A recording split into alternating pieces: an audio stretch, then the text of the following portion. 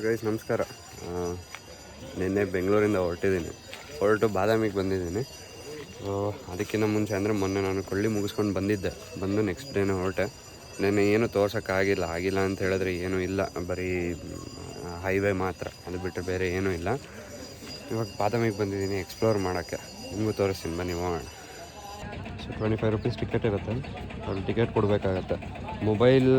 ಮೊಬೈಲ್ಗೆಲ್ಲ ಏನು ಕ್ಯಾಮ್ರದೇನು ಚಾರ್ಜ್ ಮಾಡಲ್ಲ. In case ನಿಮ್ಮ ಹತ್ರ ಅದನ್ನು ಪ್ರೊಫೆಷ್ನಲ್ ಕ್ಯಾಮ್ರಾಸ್ ಏನೋ ಇತ್ತು ಅಂತ ಹೇಳಿದ್ರೆ ಅದಕ್ಕೆ ಚಾರ್ಜ್ ಮಾಡ್ತಾರೆ. ಗೈಡನ್ನೊಬ್ಬನ ಕೇಳಿದ್ದೀನಿ, ಅವ್ರು 900 ರೂಪೀಸ್ ಚಾರ್ಜ್ ಮಾಡ್ತಿದ್ದಾರೆ.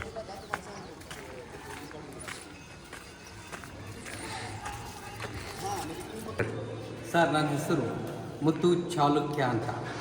ಪ್ರವಾಸಿಗರನ್ನು ಬಾದಾಮಿಗೆ ಸ್ವಾಗತಿಸುತ್ತಾ, ಬಾದಾಮಿ ಅಂತ ಹೆಸರೇ ಬಂತಂದ್ರೆ ಆ ಬಂಡೆ ಕಲರ್ ನೋಡಿ, ಬಾದಾಮಿ ಕಲರ್ ಇದೆ. ಅದಕ್ಕೋಸ್ಕರವಾಗಿ ಈ ಊರಿಗೆ ಬಾದಾಮಿ ಅಂತ ಹೆಸರು ಬಂತು. ಅದಕ್ಕಿಂತ ಪೂರ್ವದ ಹೆಸರು ವಾತಾಪಿಪುರಂ ಅಂತ. ಇಲ್ಲಿ 2 ರಾಕ್ಷಸರು ವಾಸವಾಗಿದ್ದರು. ವಾತಾಪಿ ಇಲ್ವಲ್ಲ ಅಂತ ವಾಸವಾದ ಟೈಮ್ನಾಗ ಇಲ್ಲಿ ಹಾದು ಹೋಗ್ತಕ್ಕಂಥ ಊರು ಜನರನ್ನು ಕರ್ಕೊಂಡ್ಬಂದು ನಿಮಗೆ ಪೂಜೆ ಮಾಡಿ ಪುನಸ್ಕಾರ ಮಾಡಿ ನಿಮಗೆ ಊಟ ಮಾಡಿಸಿ ಆಮೇಲೆ ಊಟ ಮಾಡ್ತೀನಿ ಅಂತ ಹೇಳ್ತಾಯಿದ್ರು. ವಾತಾಪಿ ತನ್ನ ತಪಶಕ್ತಿಯಿಂದ ಮೇಕೆ ಮರಿ ಆಗ್ತಿದ್ದ. ಇಲ್ವಲ್ಲ ಸಣ್ಣ ಕಟ್ ಮಾಡಿ ಅಡುಗೆ ಮಾಡಿ ಅವ್ರಿಗೆ ಉಣಿಸ್ತಿದ್ದ. ಉಣಿಸ್ಗಳೇ ವಾತಾಪಿ ಹೊರಗಡೆ ಬಾ ಅಂತ ಹೇಳ್ತಿದ್ದ. ವಾತಾಪಿ ಹೊರಗಡೆ ಬಂದಾಗ ಅವ್ನು ಬಟ್ಟೆ ಹರಿದು ರಾಕ್ಷಸರು ಬಂದು ನಿಲ್ತಾಯಿದ್ರು. ಆಮೇಲೆ ಸತ್ ನಂತರ ಇವರಿಬ್ಬರು ಅಣ್ಣ ತಮ್ಮಂದಿರು ಅವ್ರನ್ನ ತಿಂತಾಯಿದ್ರು. ಪ್ರತಿದಿನ ನಿತ್ಯ ಹಾಗೆ ನಡ್ಕೊಂಡು ಹೋಗ್ತಾಯಿದ್ರು. ಒಂದಿನ ಇಲ್ಲಿ ಅಗಸ್ತ ಮಾಮುನಿ ಋಷಿಗಳ ಹಾದೋಗ್ತಿದ್ರು. ಋಷಿಗಳನ್ನು ಕರ್ಕೊಂಬಂದು ನಿಮಗೆ ಪೂಜೆ ಮಾಡಿ ಪುನಸ್ಕಾರ ಮಾಡಿ ನಿಮಗೆ ಊಟ ಮಾಡಿಸಿ ಆಮೇಲೆ ಊಟ ಮಾಡ್ತೀನಿ ಅಂತ ಹೇಳಿದರು. ವಾತಾಪಿ ತನ್ನ ತಪಶಕ್ತಿಯಿಂದ ಮೇಕೆ ಮರಿಯಾದ. ಇಲ್ವಲ್ಲ ಸಣ್ಣ ಕಟ್ ಮಾಡಿ ಅಡುಗೆ ಮಾಡಿ ಅವ್ರು ಗುಣಿಸಿಗಳೇ ವಾತಾಪಿ ಹೊರಗಡೆ ಬಾನಕ್ಕಿಂತ ಮುಂಚೆ ವಾತಾಪಿ ಚೀನೋ ಬಬಾ ಅಂದ್ಬಿಟ್ಟ, ಅಂದರೆ ಅವ್ರು ತಿಂದು ಭಸ್ಮ ಮಾಡಿದ.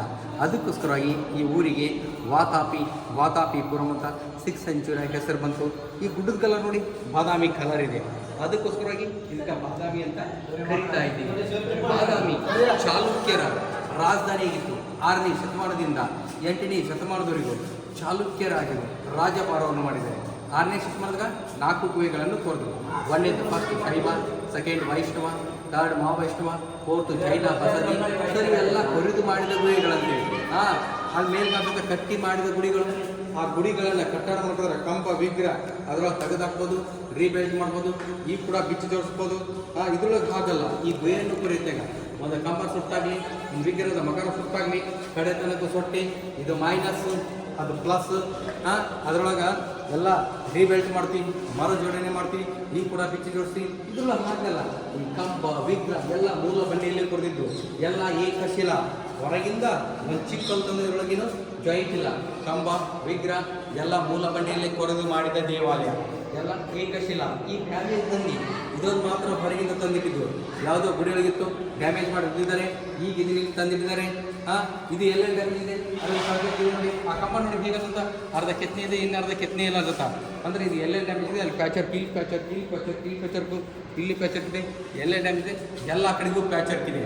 ಈ ಕಡೆ ಮೇಲೆ ನೋಡಿ 5 ಗಡಿಯ ಆದಿಶೇಷ, ಅರ್ಧ ಮಾನವ ರೂಪ, ಇನ್ನರ್ಧ ಹಾವಿನ ರೂಪ, ಮುಖಮಂಟಪ, ಸಭಾಮಂಟಪ, ಒಳಗಡೆ ಗರ್ಭಗೃಹ. ಆ ಗರ್ಭಗೃಹದಲ್ಲಿ ಒಳಗಡೆ ಶಿವಲಿಂಗ ಇದೆ.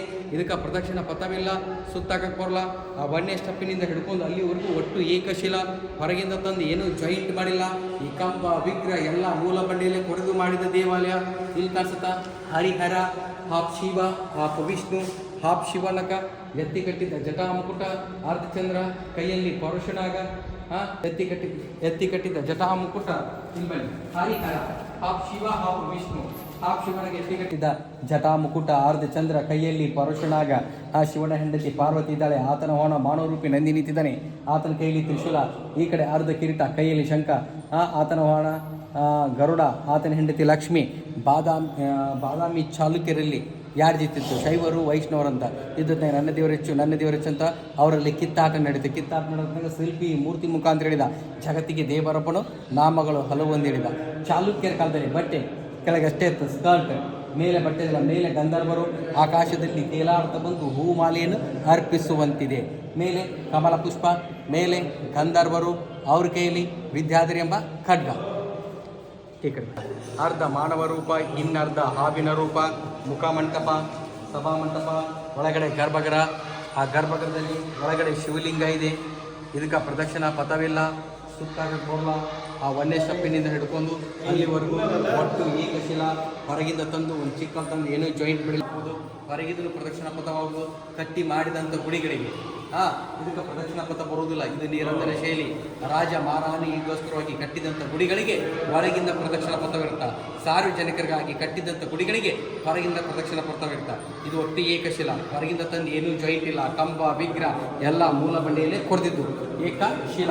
ಇಲ್ಲಿ ಮೇಲೆ ನೋಡಿ ಗಂಧರ್ವರು, ಅವ್ರ ಕೈಯಲ್ಲಿ ವಿದ್ಯಾದ್ರಿ ಎಂಬ ಖಡ್ಗ, ಮತ್ತು ಈ ಕಡೆ ಮೇಲೆ ಕಮಲ ಪುಷ್ಪ.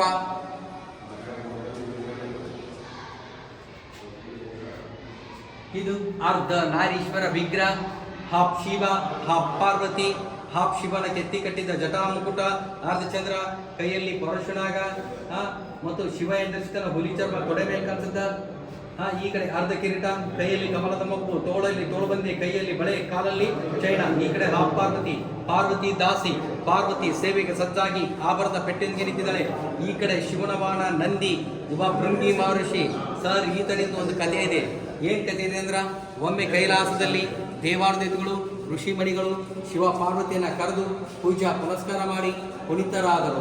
ಶಿವನ ಗಣಗಳಲ್ಲಿ ಒಬ್ಬನಾದ ಭೃಂಗಿ ಮಹರ್ಷಿ ಕೇವಲ ಶಿವಭಕ್ತನಾಗಿದ್ದ. ಶಿವನ್ ಬಿಟ್ರ ಬೇರೆ ಹೆಣ್ಣು ದೇವ್ರನಲ್ಲಿ, ಬೇರೆ ದೇವ್ರನಲ್ಲಿ ಪೂಜಾ ಪುನಸ್ಕಾರ ಮಾಡ್ತಿದ್ದಿಲ್ಲ. ಅಂದ್ರೆ ತುಂಬಿದ ಸಭೆಯಲ್ಲಿ ಶಿವ ಪಾರ್ವತಿ ನಿಂತಾಗ ಕೇವಲ ಶಿವನನ್ನ ಅಟ್ಟ ಹೋಗಿ ಪ್ರದಕ್ಷಿಣೆಗೆ ಬಂದ್ಬಿಟ್ಟ. ಪಾರ್ವತಿ ಪೂಜಾ ಮಾಡಲಿಲ್ಲ. ಪಾರ್ವತಿ ಈತನ ಮೇಲೆ ಸುತ್ತಾಗಿ ಎಷ್ಟೊಂದು ಅಹಂಕಾರ, ಈತನ ದೇಹದ ರಕ್ತ ಮೋಸವನ್ನು ಕಿತ್ಕೊಂಡ್ಬಿಟ್ಲು. ತಂದೆಯಿಂದ ಬಂದದ್ದು ಎಲ್ಬು, ತಾಯಿಯಿಂದ ಬಂದದ್ದು ರಕ್ತ ಮೋಸ. ನಿನ್ನ ತಾಯಿ ನಿನಗೆ ಪೂಜೆ ಮಾಡ್ಲಿಕ್ಕೆ ತಾಯಿದೆ ರಕ್ತ ಮೋಸ ಕಿತ್ಕೊಂಡು ಹೊಳ್ಳಿ ಶಿವನನ್ನು ಬೇಡ್ಕೊತಲ್ಲ. ತುಂಬಿದ ಸಭೆಯಲ್ಲಿ ನಿನ್ನ ಭಕ್ತನಾದ ಭೃಂಗಿ ಮಹರ್ಷಿ ಏನಿದ್ದಾನೆ, ನನಗೆ ಅವಮಾನ ಮಾಡಿದ್ದಾನೆ, ಅವನ ಕೈಯಿಂದ ನಾ ಪೂಜೆ ಮಾಡಿಸ್ಕೊಳ್ಳೇಬೇಕು. ಮತ್ತು ನಾನು ನಿನ್ನ ಅರ್ಥಾಗಿದ್ದೀನಿ. ನಿನ್ನ ದೇಹದಲ್ಲಿ ಅರ್ಧ ಭಾಗ ಕೊಡೋದು ಹಾಫ್ ಶಿವ, ಹಾಫ್ ಪಾರ್ವತಿ ಇದ್ದಾರೆ. ಈಗ ಹೇಗೆ ಪೂಜೆ ಮಾಡಬೇಕು ಅಂದ್ರೆ, ತನ್ನ ತಪಶಕ್ತಿಯಿಂದ ಒಂಟಿಗಲ್ಲಿಂದು ತಪಸ್ ಮಾಡಿ ಆ ತಪಶಕ್ತಿಯಿಂದ ಗುಂಗಿಯೊಳಗಾಗಿ ಶಿವನ ನಾಭಿ ಅಂದ್ರೆ ಕೊಂಕಳ ಮಾರ್ಗದಿಂದ ಹೋಲಾಕಿ ಈ ಕಡೆ ಹೋಗಿ ಈ ಕಡೆ ಬಂದು ಕೇವಲ ಶಿವನನ್ನ ಅರ್ಧ ಬೌಡಿ, ಹಾಫ್ ಬೌಡಿ ಅಷ್ಟೇ ಪ್ರದಕ್ಷಿಸಿದ. ಪಾರ್ವತಿ ಪೂಜೆ ಮಾಡಲಿಲ್ಲ. ಭೃಂಗಿಯ ಶಿವಭಕ್ತಿಗೆ ಮೆಚ್ಚಿದ ಪಾರ್ವತಿ ಆತನಿಗೆ ಪುನಃ ಚೈತನ್ಯ ನೀಡಿ ಕರುಣಿಸಿ ಆಶೀರ್ವದಿಸಿದಳು. ಮೇಲ್ಕಾಣಿಸುತ್ತಾ ಗಂಧರ್ವರು ಆಕಾಶದಲ್ಲಿ ತೇಲಾಡ್ತಾ ಬಂದು ಭೂಮಾಲೆಯನ್ನು ಅರ್ಪಿಸುವಂತಿದೆ. ಅವ್ರ ಕೈಯಲ್ಲಿ ಭೂಮಾಲೆಯನ್ನೇ. ಮತ್ತು ಇದನ್ನ ವಿಗ್ರಹ ನೋಡಿರ್ತೀವಿ ನಾವು, ಯಾವ್ದಾರ ಫೋಟೋದಲ್ಲಿ ನೋಡಿರ್ತೀವಿ, ಯಾವ್ದಾರ ಫಿಲ್ಮ್ನಲ್ಲಿ ನೋಡಿರ್ತೀವಿ. ನಿಜವಾದ ಗತಿ ಈ ಭೃಂಗಿ ಮಹರ್ಷಿಯಿಂದ ಬಂದಿದ್ದು. ಓಕೆ, ಈ ಕಡೆ ಆನೆಬಾಯಿ ಮನುಷ್ಯ ಚಿತ್ರ, ಆನೆಬಾಯಿ ಶಿವ ಚಿತ್ರ, ಆನೆಬಾಯಿ ಟಗರಿ ಚಿತ್ರ. ಇವೆಲ್ಲ ಕಾಲ್ಪನಿಕ ಪ್ರಾಣಿ. ಈ ಥರ ಪ್ರಾಣಿ ಇರ್ಬೋದು. ಇದ್ರ ಹೆಸರು ಯಾರಿ ಅಂತ ಕರಿತೀವಿ. ಇಲ್ಲಿಂದ ನೋಡಿ, ಈ ಕಡೆಯಿಂದ ನೋಡಿ ಇಲ್ಲಿವರೆಗೂ, ಈ ಕಡೆಯಿಂದ ಇಲ್ಲಿವರೆಗೂ ಶಿವನ ಕೈಲಿರ್ತ ಡಮಾರುಗ. ಇದು ರಥದ ಗಾಲಿ, ಇದು ಗಾಡಿ ಟಯರ್. ನಾವು ಮಾಡ್ತಿರೋದು ಫ್ಯಾಷನ್ ಆಗಿರ್ಬೋದು, ಏನಾಗಿರ್ಬೋದು, ಯಾವುದು ಹೊಸದಲ್ಲ, ಎಲ್ಲ ಹಳೇದೇ. ಬಟ್ಟೆ ಹಾಕೋದು, ಹೇರ್ ಸ್ಟೈಲು ಯಾವುದು ಹೊಸದಲ್ಲ, ಎಲ್ಲ ಅವ್ರು ಮಾಡಿಬಿಟ್ಟಿದೆ. ನಾವು ಹೊಸದಂದು ಹೇಳ್ಕೊಂಡು ಹೋಗ್ತಾ ಇದ್ದೀವಿ. ಅವ್ರ ಹೊಟ್ಟೆ ಶಾನ್ಯರು ನಾವು ಅಲ್ಲ. ಹೊರಗಡೆ ಬನ್ನಿ, ಅಲ್ಲೇ ದ್ವಾರಪಾಲಕ ಒಳಗಿಂದ ನಿಂತು ನೋಡ್ಬೇಕು ಕಂಡುಹಿಡಿಬೋದು. ಗರ್ಭಗೃಹದಲ್ಲಿ ಶಿವಲಿಂಗ ಇದೆ, ಅದನ್ನ ನೋಡ್ಬೇಕು ಕಂಡುಹಿಡಿತೀವಿ ಶಿವ ದೇವಾಲಯ. ಅದನ್ನು ನಾವು ಹೊರಗಿಂದ ಬಂದು ನಿಂತು ನೋಡ್ಬೇಕು ಕಂಡುಹಿಡಿಬೋದು ಶಿವ ದೇವಾಲಯ. ಶಿವನ ದ್ವಾರಪಾಲಕ ನಿಂತಿದ್ದಾನೆ, ಆತನ ಕೈಯಲ್ಲಿ ತ್ರಿಶೂಲ ಇದೆ. ಭದ್ರ, ವೀರಭದ್ರ ಅಂತ ಕರಿತೀವಿ. ಮೇಲೆ ನೋಡಿ ಶಿವ, ಪಾರ್ವತಿ, ಆತನ ವಾಹನ ನಂದಿ ಮೇಲೆ ಪಾರ್ವತಿ ಕುಂತಂತ ಸ್ಟೈಲ್ ನೋಡಿ ಹೇಗೆ ಕುಂತಿದ್ದಾಳೆ. ಒಂದು ಕೈ ಭುಜದ ಮೇಲೆ ಇಟ್ಟಿದ್ದಾಳೆ, ಇನ್ನೊಂದು ಕೈ ನಡದ ಮೇಲೆ ಇಟ್ಟಿದ್ದಾಳೆ, ಎರಡು ಕಾಲು ಈ ಕಡೆ ಕುಂತಿದ್ದಾಳೆ. ಅದನ್ನು ನೋಡಿದ್ರೆ ಹೇಗೆ ಅನ್ಸುತ್ತಾ, ಈಗೇನ ಗಂಡ ಹೆಂಡತಿ ಸ್ಕೂಟಿ ಬೈಕ್ ಮೇಲೆ ಕುತ್ಕೊಂಡು ಹೋಗ್ತಾರಲ್ಲ, ಅದೇ ಥರ ಕಾಣ್ತದೆ. ನಾವು ಮಾಡ್ತಿರೋದು ಫ್ಯಾಷನ್ ಆಗಿರ್ಬೋದು, ಏನಾಗಿರ್ಬೋದು, ಯಾವುದು ಹೊಸದಲ್ಲ, ಎಲ್ಲ ಅದೇ.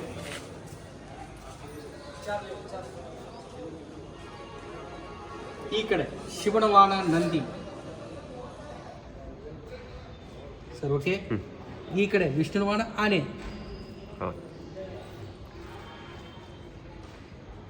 ಓಕೆ, ಒಳಗಡೆ ಹೇಗ ದೇವಾನು ದೇವತೆಗಳು ಸರಿ ಸಮರಾಗಿದ್ರು, ಅದೇ ಥರ ವಾಹನ ಕೂಡ ಸರಿ ಸಮರಾಗಿದೆ. ಆ ಕಡೆ ಬನ್ನಿ ಮೇಲೆ.